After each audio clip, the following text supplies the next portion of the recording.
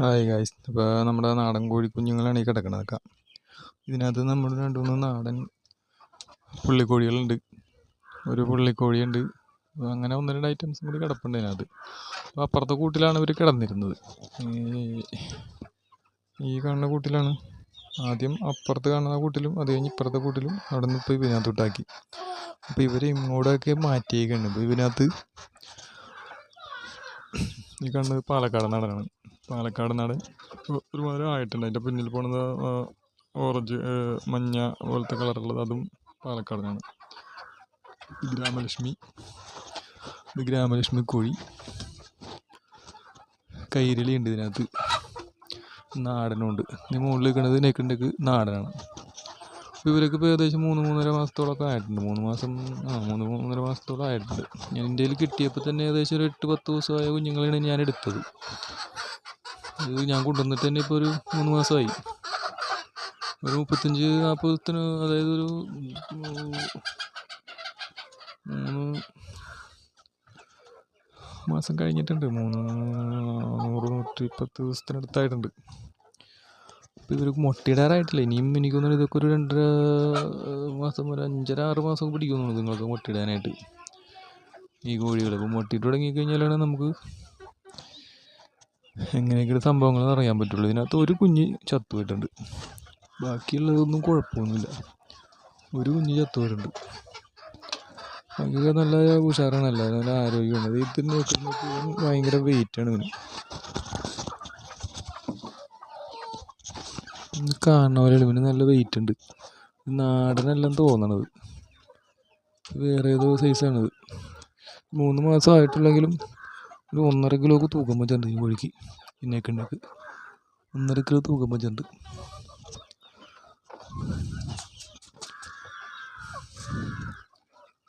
ഇവരൊക്കെ ഇപ്പോൾ കാണാൻ നല്ല ലുക്കായി തുടങ്ങി. ഈ വെള്ളയമ്മ പുള്ളിക്കോഴികളൊക്കെ കാണാൻ നല്ല ലുക്കാണ് ഇപ്പം എല്ലാത്തിനും.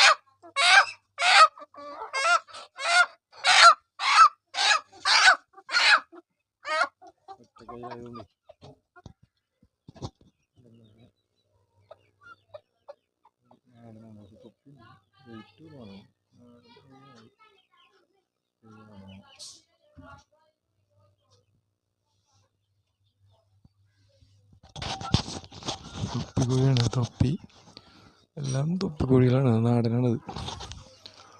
അങ്ങനത് പല വെറൈറ്റി കളറുകളുള്ള കോഴികളുണ്ട്. ചാരയാണ് കൂടുതൽ എനിക്കിഷ്ടം. നമ്മുടെ ചാര കളറാണ് ഞാൻ കൂടുതൽ എടുത്തപ്പം. ഇതിലൊരു ഡിസൈനുള്ള കോഴിയാണത്. സൊണാലി നാടൻ്റെ ഒരു വകഭേദമാണെന്ന് തോന്നുന്നു. മിക്സിഡാണ് കോഴി. ഈ കോഴി അത് നാടനാണ്. ഇതിൽ പൂവനൊക്കെ ഏകദേശം 3 മാസമായപ്പോൾ തന്നെ കൂവി തുടങ്ങി. ഒരു നേക്കടിനൊക്കെ ആ സൈസ് നേക്കടിനൊക്കെ ഉണ്ട്. പിന്നെ അത് കാപ്പിരി നേക്കടിനൊക്കെ ഉണ്ട്.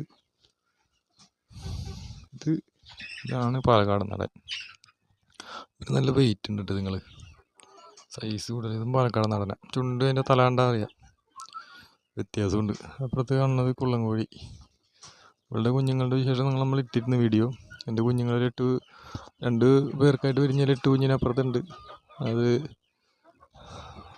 അതിലൊരു കുഞ്ഞ് ഇതിനെ പോലെ തന്നെയാണ്. സൈസ് ഇതല്ല, അതിൻ്റെ തൊപ്പിയില്ലാത്ത ടൈപ്പാണ്. സാധാരണ പുള്ളനാണ് കോഴി. അപ്പോൾ നമ്മുടെ ആ കോഴികളൊക്കെ ഉഷാറായിട്ട് കിടക്കുകയാണ്. എല്ലാവരും കുഴപ്പമൊന്നുമില്ല. 30 കോഴിക്കുഞ്ഞിനെ കൊണ്ടുവന്നതിൽ ഈ കോഴിക്കുഞ്ഞുങ്ങൾ 30 എണ്ണം കൊണ്ടുവന്നതിൽ ഇപ്പോൾ 30 എണ്ണം കുഴപ്പമില്ല. 30 എണ്ണം ഞാൻ കൊണ്ടുവന്നിട്ട് അതിലിപ്പോൾ 29 എണ്ണം ഉണ്ട്. ഒരെണ്ണം പോയി. ബാക്കിയുള്ളതുണ്ട്. എല്ലാ കോഴികളും കുഴപ്പമൊന്നുമില്ല, എല്ലാം നല്ല ഉഷാറായിട്ട് ഇരിപ്പുണ്ട്. മുട്ടയിട്ട് തുടങ്ങിയാലാണ് അറിയാൻ പറ്റുള്ളൂ ഇതിൻ്റെയൊക്കെ. അത് ഇപ്പോൾ ഈ വെള്ളക്കോഴി എന്ന് പറയണത് ഇതൊക്കെ 220 മുട്ടയിടുമെന്നൊക്കെയാണ് പറയണത്. നമ്മുടെ കയ്യിൽ കൊടുക്കുന്ന തീറ്റയ്ക്ക് എന്ന് പറഞ്ഞു കഴിഞ്ഞിട്ടുണ്ടെങ്കിൽ നാടൻ സാധാരണ തീറ്റകളാണ് കൊടുക്കുന്നത്. അപ്പോൾ അതുകൊണ്ട് എത്രമാത്രം മുട്ടയിടും എന്നുള്ളത് അറിയില്ല. പിന്നെ എൻ്റെ ഉണ്ടാകുന്ന ഗ്രാമശ്രീ കോഴികളൊക്കെ ഇതുപോലെ 200 മുട്ട, 210 മുട്ട, 220 മുട്ടയൊക്കെയാണ് അതിനെക്കുറിച്ച് പറയുന്നത്. പക്ഷേ ഇതിട്ടേക്കണത് 180 മുട്ടയാണ് എൻ്റെ ആവറേജ് എനിക്ക് കിട്ടിയിട്ടുള്ളൂ. 150 മുട്ടയിൽ കൂടുതലൊന്നും നമുക്ക് കിട്ടിയിട്ടില്ല.